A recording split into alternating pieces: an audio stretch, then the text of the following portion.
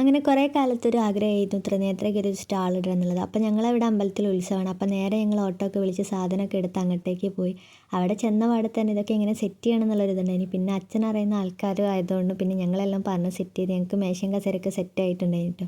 പിന്നെ ഞങ്ങൾ എല്ലാ സാധനവും അവിടെ നിരത്തി വെച്ച് അങ്ങനെ ഞങ്ങൾക്ക് ഫസ്റ്റത്തെ കസ്റ്റമർ വന്ന് ഒരു ചേച്ചി വന്നിട്ട് 2 ബോ പെൻഡൻറ്റ് വാങ്ങിച്ചിട്ട് അപ്പോൾ ഞങ്ങൾക്ക് നല്ല ഹാപ്പി ആയിട്ടുണ്ടായിനി.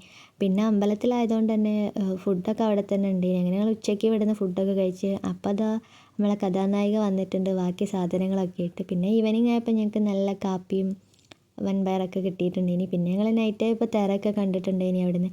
പിന്നെ അവിടെ ചെന്നാലും നമ്മളെ സൗന്ദര്യം നമ്മൾ തന്നെ ശ്രദ്ധിക്കണമെന്നാണ് പറയുന്നത്. ലിപ്സ്റ്റിക്കൊക്കെ ഇട്ടൊന്ന് ടച്ചപ്പ് കഴിഞ്ഞതിന് ശേഷം അതാ നൈറ്റ് ആയപ്പോൾ കുറേ ആൾക്കാർ വന്നൊക്കെ സാധനമൊക്കെ വാങ്ങിച്ചിട്ടുണ്ടായിനി ട്ടോ. ഞങ്ങളെന്തായാലും ഇത്രയൊന്നും പ്രതീക്ഷിച്ചിട്ടില്ലേനി. പിന്നെ അതിൻ്റെ സന്തോഷത്തിൽ ഞങ്ങൾ ഐസ്ക്രീമൊക്കെ വാങ്ങി തിന്ന്. പിന്നെ അച്ഛനും അമ്മയും അപ്പുറത്തൊക്കെ പോയിട്ട് ഉപ്പിലിട്ടൊക്കെ വാങ്ങി തിന്നുന്നുണ്ട്. പിന്നെ നൈറ്റ് ഫുഡ് ഞങ്ങൾ അവിടെ നിന്ന് തന്നെ കഴിച്ചു. അപ്പോൾ അത്രേ ഉള്ളൂ. ബൈ.